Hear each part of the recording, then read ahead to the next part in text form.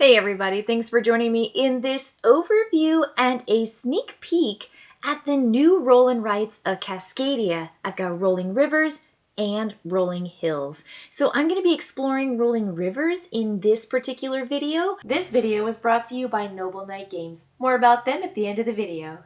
Now, one of the coolest things about Cascadia is it's one of my favorite, if not my top, Flat Out Games game. Now, I had the fantastic opportunity this last fall to work with Richard Ham on his channel Rado Runs Through to do a preview of Nocturne, and I ranked all of my Flat Out games, and Cascadia rose to the top. So when I heard that they had the roll and writes, I was like, oh my gosh, this is going to be fantastic. I love a good roll and write, and I think Cascadia is just fantastic. I love all of the Pacific Northwest wildlife and landscapes that are a part of where I live. I think it's just the coolest.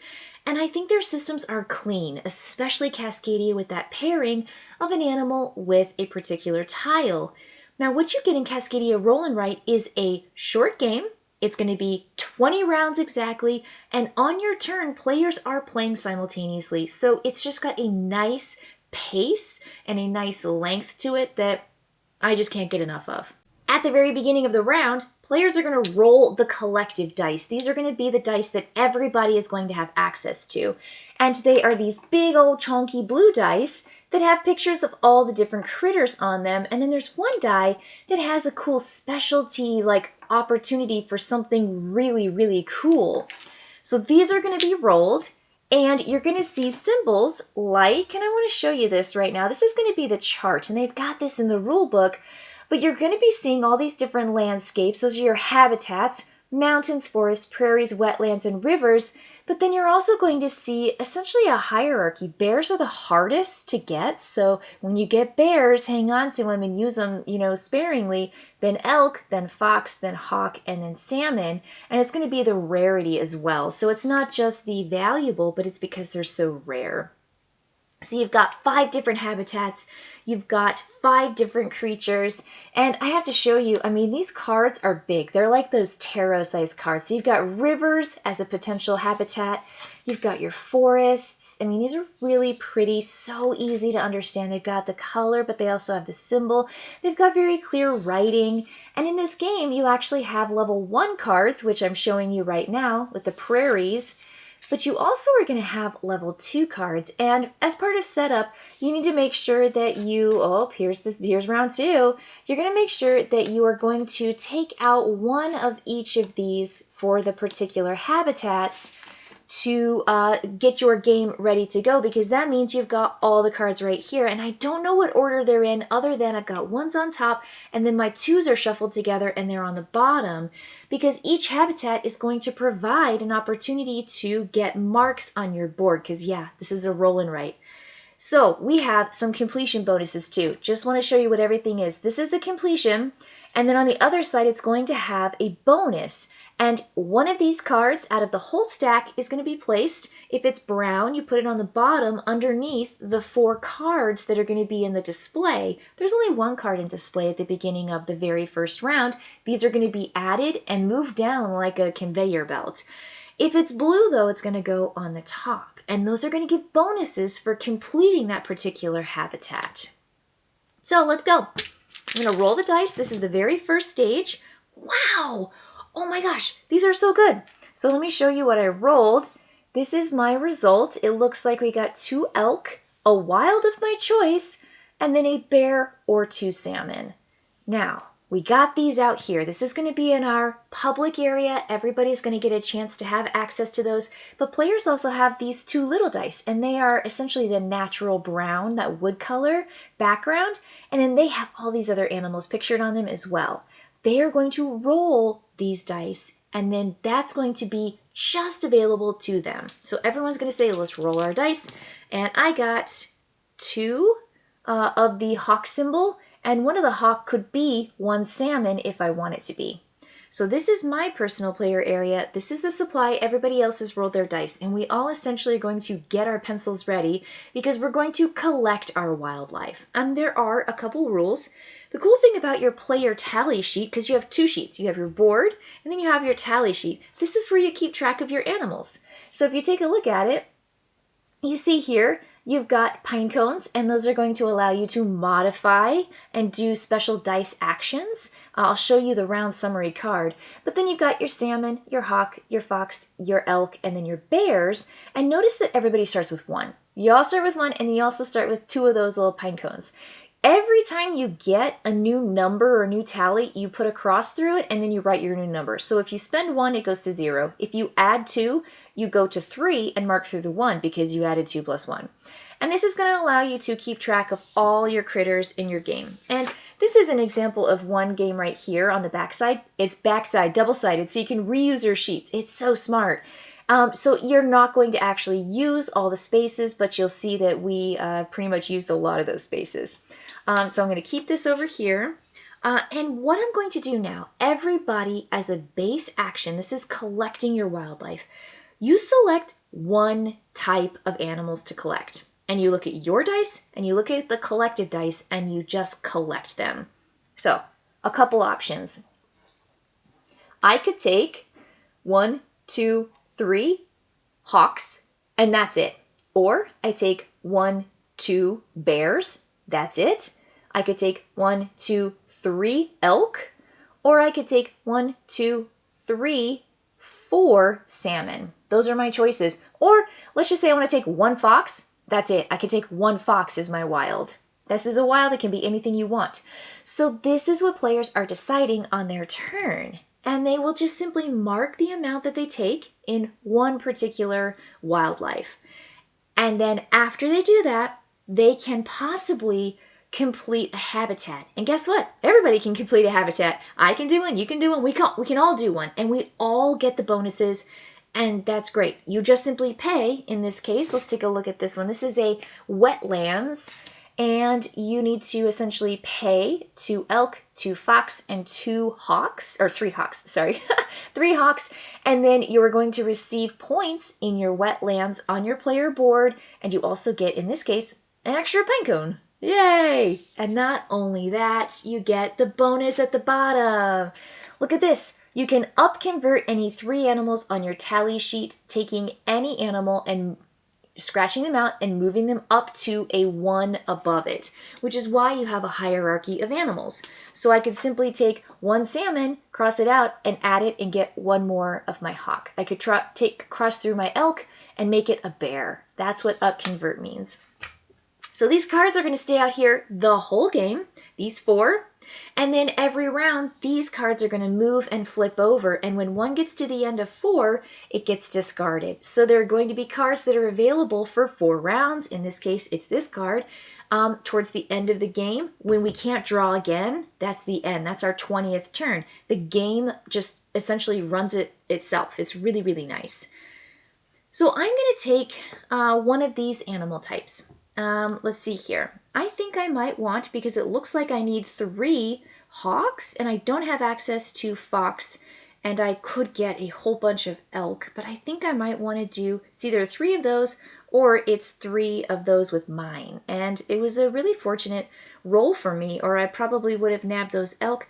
Then again, elk are harder to get. So if I get 3 in my 1 turn to get those, as opposed to 3 hawk, which again are easier to roll, I'm going to go with the statistics here. I'm going to go with the likelihood. So I'm going to say 1, 2, 3. So I mark through my 1 and I write in 4. I gained 3. There we go. That's it. And so now, if I have a chance, I can fulfill a habitat. I can't. And most people aren't going to be able to, depending on the card. But you could possibly, and you know what? Maybe I'll do it. Let me show you what your pine cones or your pine cones are good for. You can do down convert. You can essentially convert all of one wildlife type to take as the type below it. So let's say I got a whole bunch of foxes, but I really need hawks. I can say I'm taking those because they're depicted on the dice. I'm just not writing in that I'm spending 1 pine cone and I am going to take those instead. Or you can up convert, and that's a better deal, but it costs more. It costs 2. I'm taking essentially all of my elk and saying I want them to be all bears. And the last thing, which I really wanted to do, but I can't do because I only start the game with 2, is take any 2 wildlife types. Now that would have been a real dynamite deal because I would have taken 1, 2, 3 of the elk and I would have taken 1, 2 hawks. And that would have been really good, but I didn't get to. So you can only ever use your question mark one time. That's it. That's going to be my turn. Everyone else is doing this all at the same time. I can't buy that. We're going to move on to the next round. We just go chonk. We flip over a forest card and we put it there. And now we're going to grab dice, and roll it again. Now I'm going to try to get one of the habitat cards so I can show you how the A card works. Now in this game, in the roll and write for Rolling Rivers and both for Rolling Hills, you are going to receive 4 of these double-sided sheets that have a varying complexity from easy to medium to hard, and they are going to change what your goals are and how you actually nab up animals and habitats. This is the A card. This is the starting card. This is definitely the most simplistic, and it's definitely the way I would recommend starting any of these rolling games from Cascadia. So let's do this. I'm going to roll these guys, and I'm going to roll these guys. Looks like I'm taking salmon, which is not the worst. So let me show you. These dice came up in this particular order, and that means I can have a salmon or a hawk, I can have an elk, I can have any of my choice, or I can have this one. Now this one, if we look at our little cheat sheet here, it's going to tell us it is this. So we look at it and it says plus 1 other. After selecting which wildlife type you will collect, select 1 other die that was not part of the collection and take the animal on the die. That's perfect for this round. So I'm going to do this. I rolled my dice. I got salmon because I want to take salmon. I want to get this card. I want to essentially do this habitat this turn. So I'm going to take salmon, salmon, salmon. And I think what I want to do is save my last one to get fox. So, I need a bear. Oh boy, I can't get it. I'm so close. Oh, I'm so close to getting it. I'm going to get it maybe next time. You have to build up your resources. You really do. You need to kind of take it easy.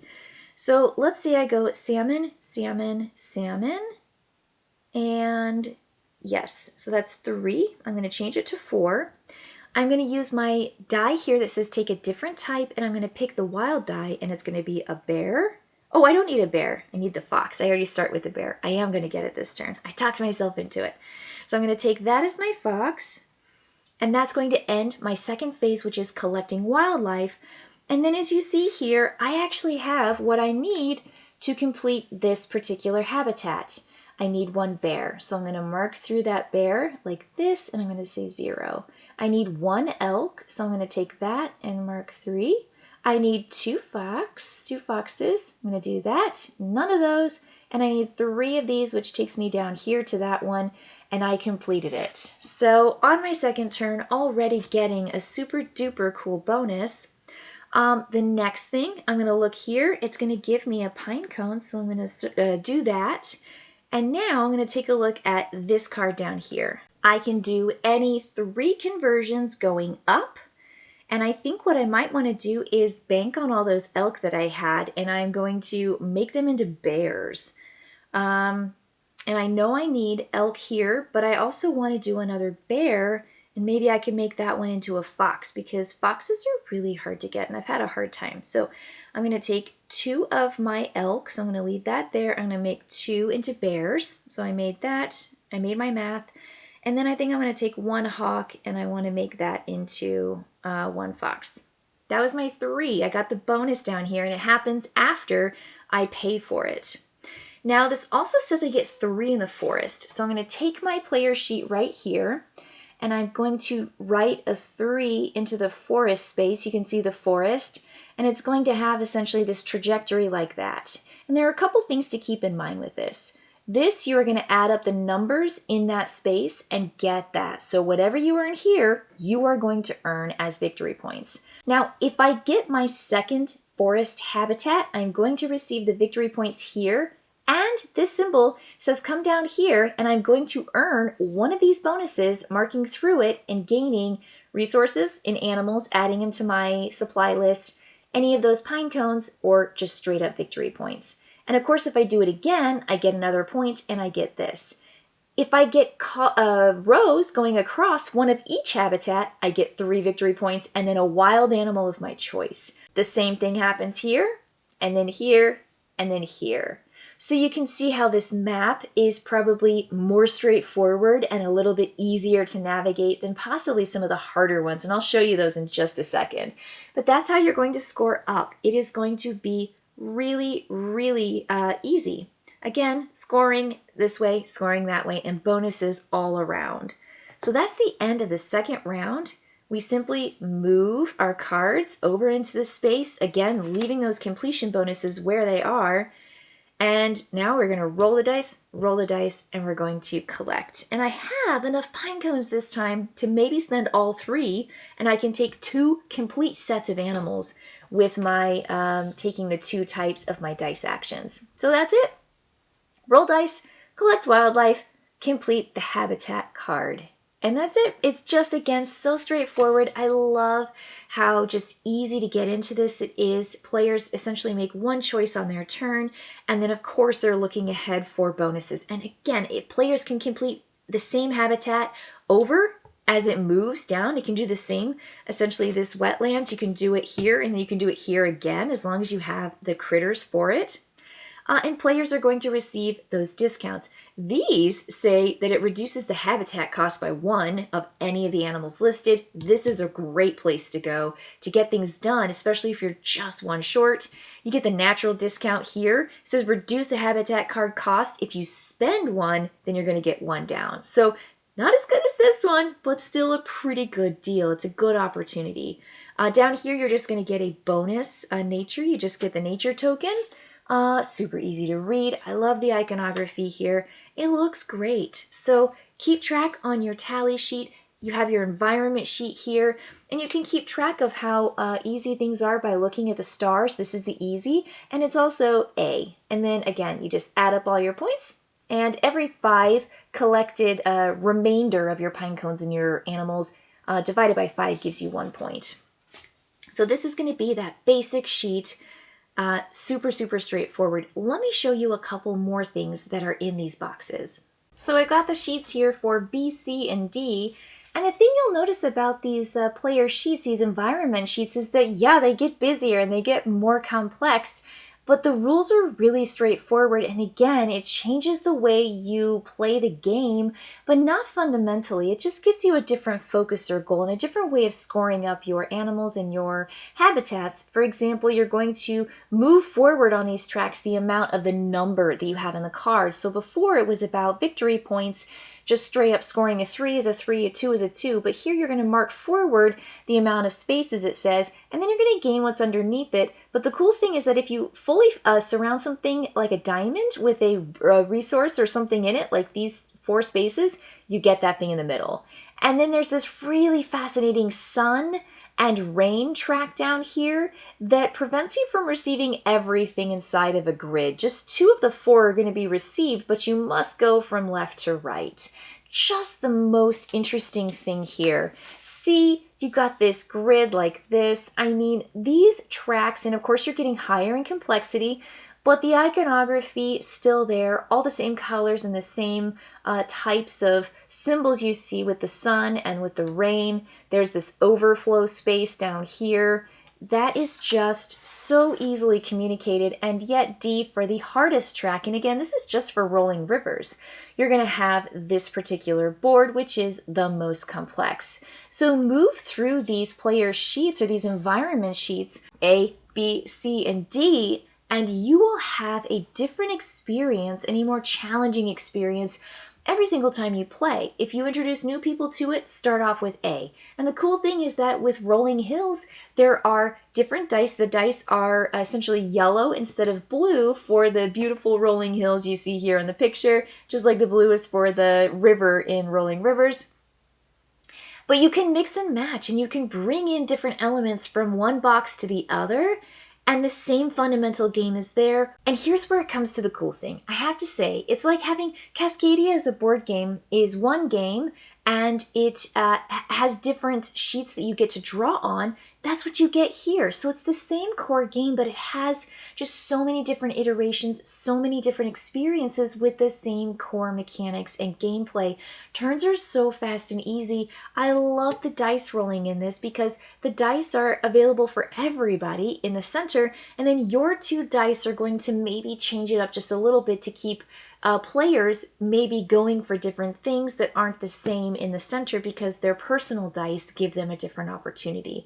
I think it's cool. I really, really do like it. And again, the playability and replayability here is there. It's easy, it's fun, it's beautiful, it feels so grounded, and I just love the Cascadia system so much. And I think this works. This works really, really well. I had fun. I want to play it again. I want to share both of these with people. The sheets, there's so many sheets, double-sided, everything is. So just dynamite. Really, really liking all the Cascadia rolling, fill in the blank, rivers and hills. So keep your eyes peeled for these. Again, some dynamic, fantastic games coming out of Flat Out Games. All right, everybody, that's it for this overview and preview of these 2 roll and writes. I'll see you next time. Bye.